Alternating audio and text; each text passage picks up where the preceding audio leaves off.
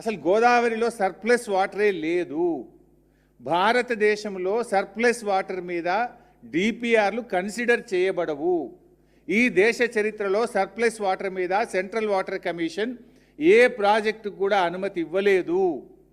And గతంలో ఎన్డబ్ల్యూడిటి సమావేశాల్లో surplus water లేనే లేదు గోదావరిలో అని స్పష్టంగా కేంద్రం చెప్పిన విషయాన్ని బీఆర్ఎస్ బయటపెట్టింది. దాంతో ఏం చేసిండ్రు ఈరోజు చంద్రబాబు గారు? ఈ రెండు ప్రయత్నాలు కూడా ఫెయిల్ అయిపోయినాయి. దాంతో ఇప్పుడు ఏం చేసిందంటే కొత్తగా ఇప్పుడు థర్డ్ ప్లాన్, మూడవ ప్లాన్ను ఈరోజు ఆంధ్రప్రదేశ్ తెర మీదకి తెచ్చింది. ఆ మూడవ ప్లానే Godavari Kaveri link, interlinking of rivers. Interlinking of rivers పేరిట గోదావరి కావేరీ అనుసంధానము అనేటువంటి ఒక మూడో విషయాన్ని ఇలా ఆంధ్రప్రదేశ్ మూడవ ప్రయత్నాన్ని చేస్తూ ఉంది. అయితే ఇక్కడ విషయం ఏంది? గతంలో ఈ గోదావరి కావేరీకి సంబంధించి ఇది కొత్తగా ఎన్డీఏ ప్రభుత్వం అధికారంలోకి వచ్చిన 2014 నుంచి ఈ అంశం తెర మీదకి వచ్చింది.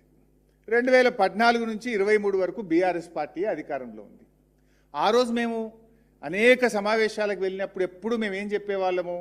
ఇంటర్లింకింగ్ ఆఫ్ రివర్స్ ఓకే, ముందు మా రాష్ట్ర అవసరాలు తీరిన తర్వాత ట్రిబ్యునల్ మాకు కేటాయించిన 968 టీఎంసీల ప్రాజెక్టుల టీఏసీ క్లియర్ అయిన తర్వాతనే ఇంటర్లింకింగ్ ఆఫ్ రివర్స్ మాట్లాడండి. ఆ తర్వాత కూడా ఇంటర్లింకింగ్ ఆఫ్ రివర్స్లో 50% నీళ్లు తెలంగాణకు ఇవ్వాలి అని చెప్పేవాళ్ళు. మూడవది, ఆ ఇంటర్లింకింగ్ ఆఫ్ రివర్స్ తెలంగాణలోని ఇచ్చంపల్లి ప్రాజెక్టు లేదా సమ్మక్క బ్యారేజ్ నుంచి ఆ నీటిని వినియోగించి ఎన్ఎస్పికి కలపాలని అనేక సమావేశాల్లో బీఆర్ఎస్ ప్రభుత్వం పోరాడుతూ వచ్చింది. ఇప్పుడేం జరుగుతుంది?